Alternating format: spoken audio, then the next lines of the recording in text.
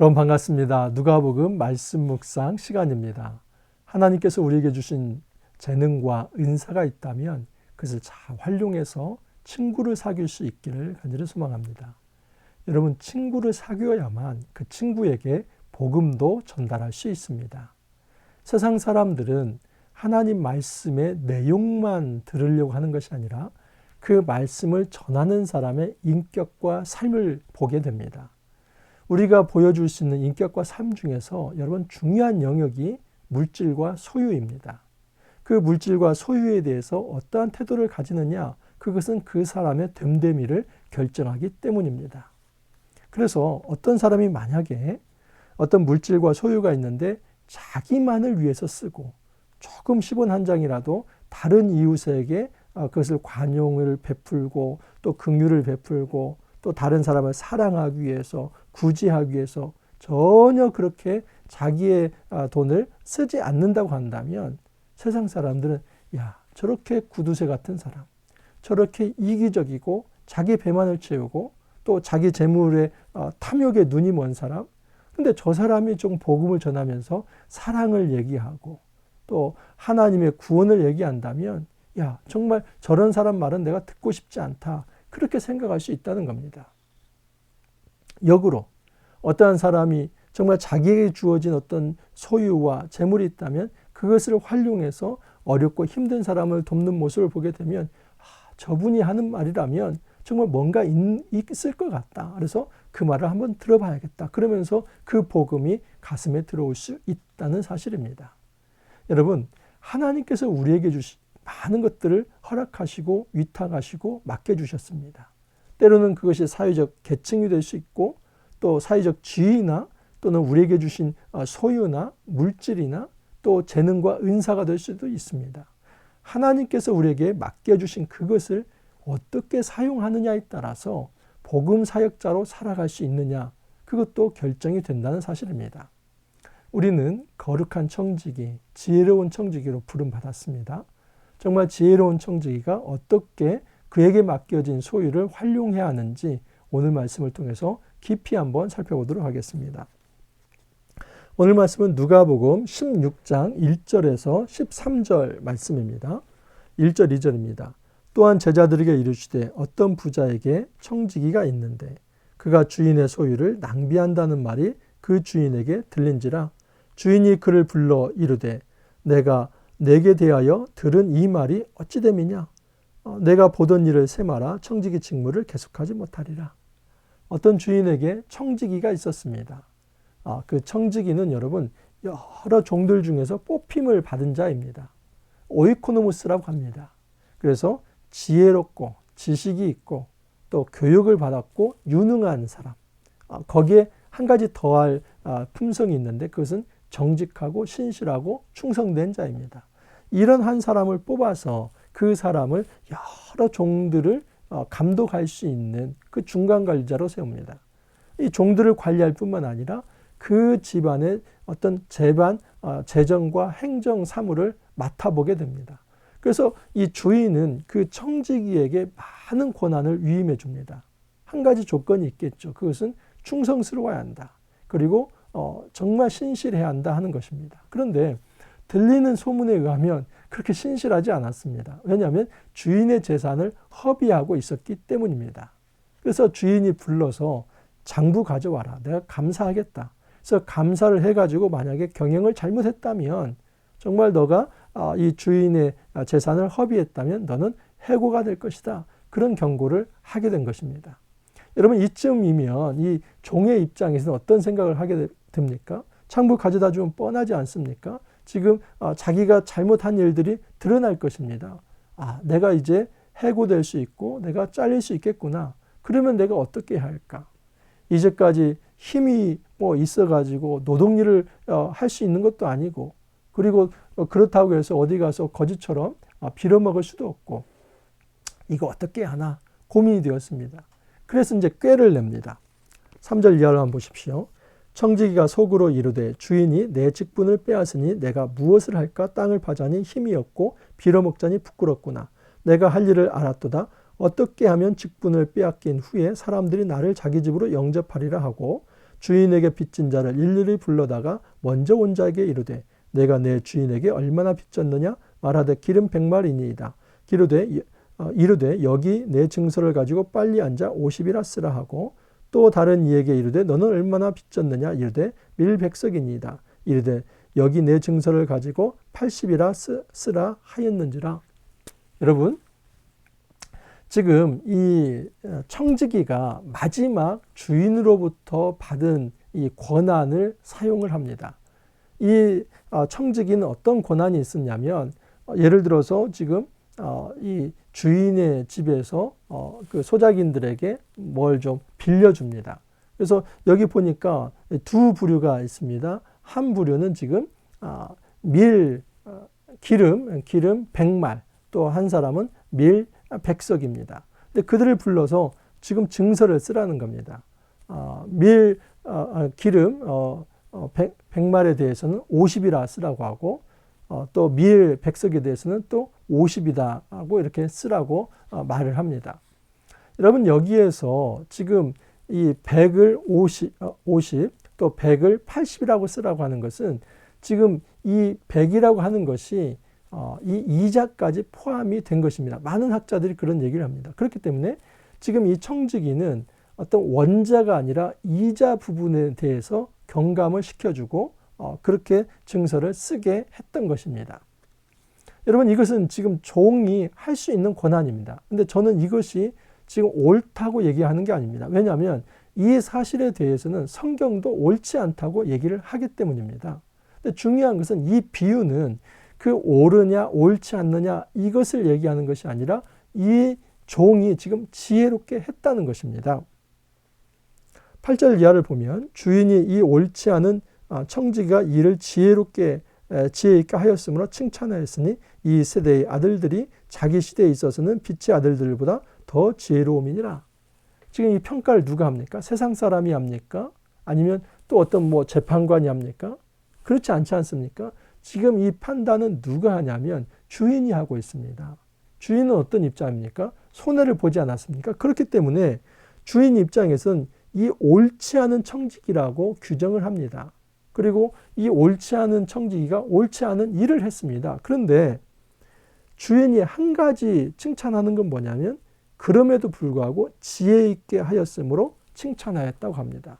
그러므로 여기에서 예수님께서 이 비유를 쓴 것은 지금 이 비유를 모델로 해서 우리들에게 너희들도 세상에 나가서 아주 그냥 중간 관리자인데 횡령을 하든지 어떤 배임을 하든지 그렇게 자기가 가지고 있는 권한을 남용을 해가지고 이제 자기의 유익을 취하라. 그 근거 구절로 이 말씀을 사용하라. 전혀 그게 아닙니다. 여러분, 만약에 그렇게 성경을 묵상한다면 그 사람은 정말 성경의 묵상과 적용의 ABC도 모르는 사람입니다. 여러분, 모든 비유는 한 가지의 포인트가 있습니다. 그러니까 여기에 대해서는 지금 도덕적 윤리적인 것이 포인트가 아니라 지금 성경은 이미 이것을 옳지 않다고 규정을 하고 있습니다. 그러니까 이 옳지 않은 일을 너희도 본받으라 이게 아니라 적어도 이 사람에게 있어서 한 가지 어떤 영민함이 있는데 아주 지혜로움이 있는데 그건 뭐냐면 자기가 가지고 있는 권한을 가지고 친구를 사귈 수 있었고 또 고대 문화에서는 누군가에게 덕을 베풀고 호의를 베푸면 그 사람은 반드시 자신에게 또 이 호의를 되돌려줘야만 합니다. 이것이 고대 문화였습니다. 그 문화 속에서 마지막 이 종이 그가 쓸 수 있는 권한을 썼다. 여기에 초점이 있습니다. 분명히 이 종은 불의한 청지기이고 또 불의한 일을 한 것은 맞습니다. 하지만 그가 권한을 가지고 이자를 깎아준 것은 그가 할 수 있는 일이었습니다. 여러분, 주인이 이 옳지 않은 일을 한 종을 완전하게 꾸짖지 않는 이유 중에 하나가 뭔지 아십니까?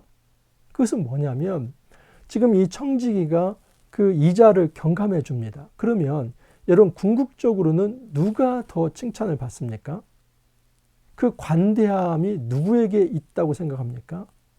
여러분, 이 중간 관리자 위에 주인이 있습니다. 그러므로 이 주인의 행동을 통해서 사실은 이 청지기의 행동을 통해서 사실은 주인의 관담이 드러난 겁니다.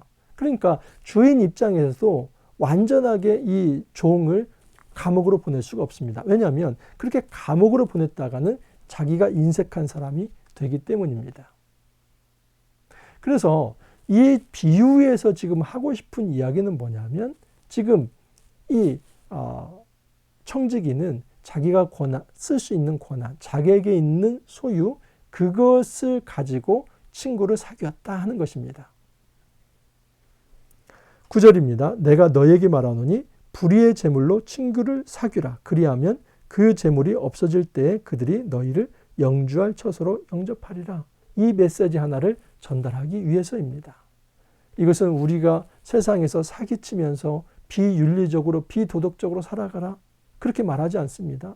여러분 이 사례가 모델이 될 수 없습니다. 그걸 얘기하는 게 아니라 세상 사람들도 불의한 세상 사람들도 그렇게 불의한 재물을 가지고 친구를 사귀는 영민함이 있다면 너희들이야말로 하나님께서 주신 소유와 은사와 재능이 있다면 그것을 가지고 친구를 사귀어서 그 사람이 하나님 자녀가 되는 일에 그 너희의 재물을 활용해야 하지 않겠느냐 그 얘기를 하는 겁니다.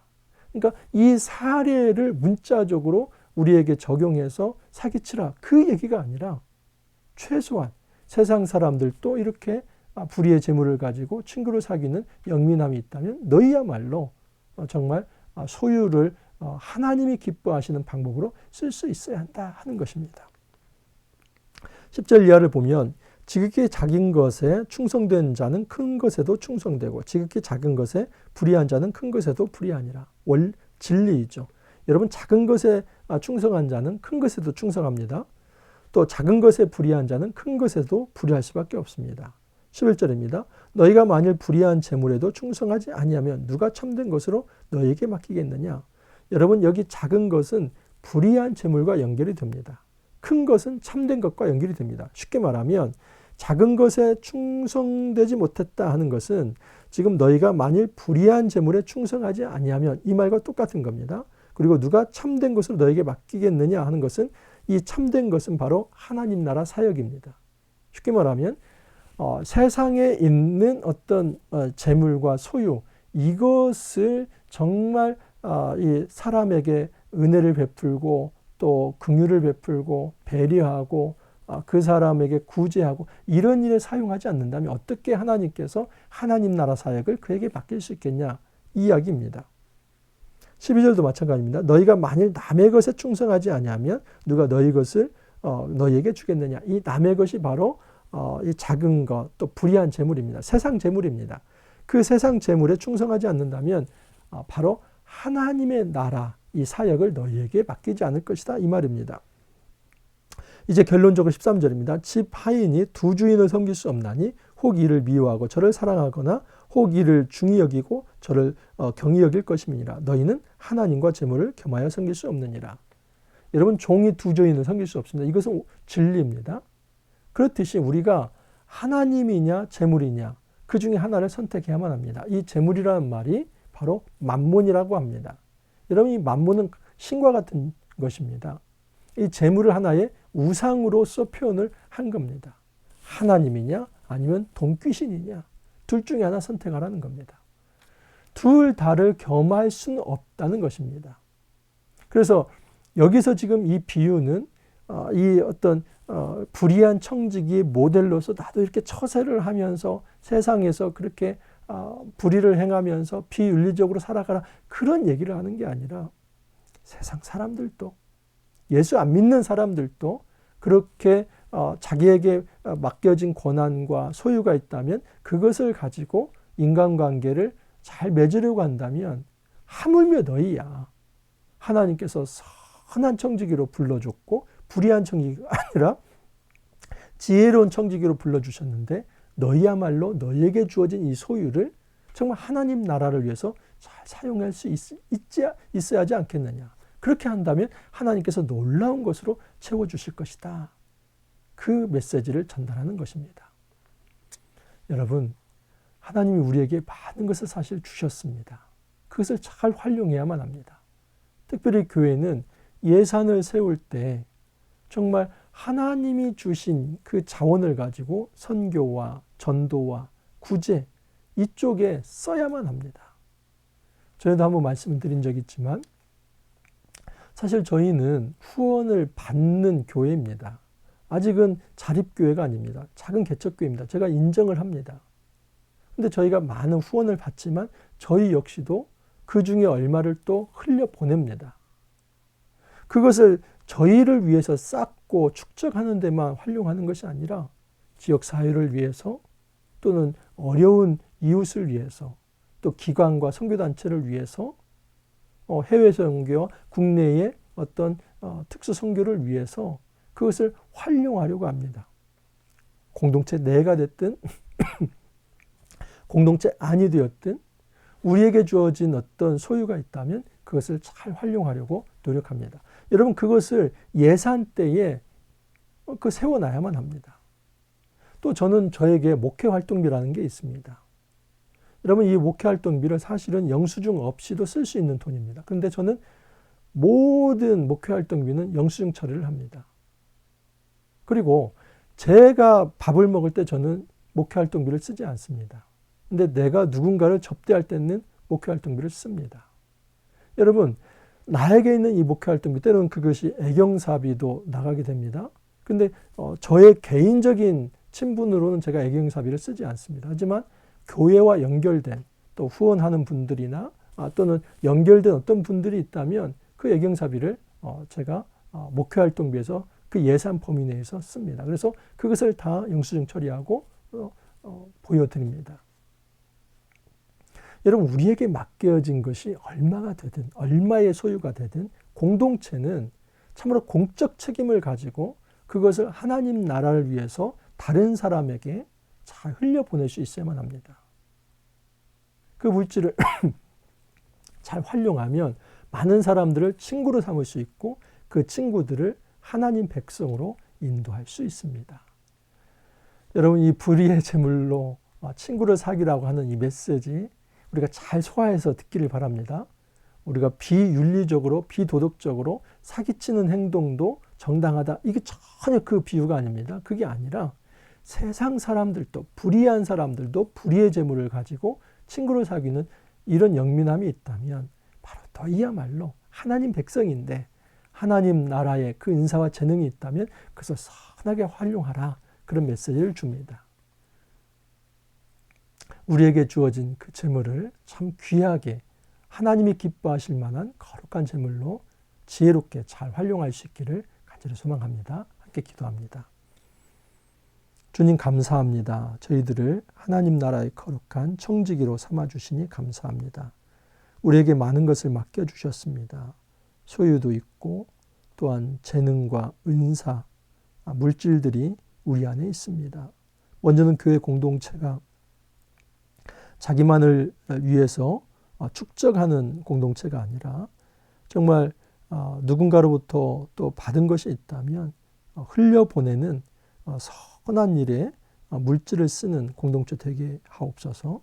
또한 우리가 삶의 현장에서 우리가 가지고 있는 재능과 은사와 소유가 있다면 그것을 잘 활용해서 친구를 삼고 그 친구들을 정말 하나님 백성으로 인도하는 그런 역할들을 잘 감당할 수 있도록 도와주옵소서. 그래서 우리가 전하는 말씀과 삶이 이원화되지 않아서 정말 이 땅의 사람들이 예수 믿고자 하는 그런 마음들이 일어날 수 있도록 저희들을 작은 복의 통로로 사용하여 주옵소서. 감사하고 예수님 이름으로 기도하옵나이다. 아멘. 여러분 이번 한 주 또 훌쩍 지나왔습니다. 다음 주 월요일 날 누가복음 말씀 끝납니다. 월요일까지 묵상 해설을 하고 저는 3월 15일 날 다시 이제 누가복음 묵상 해설 2로 다시 찾아뵙도록 하겠습니다. 오늘 여러분 잘 활동하시고 또 주말 잘 보내시고 월요일 날 또 다시 인사드리도록 하겠습니다. 감사합니다.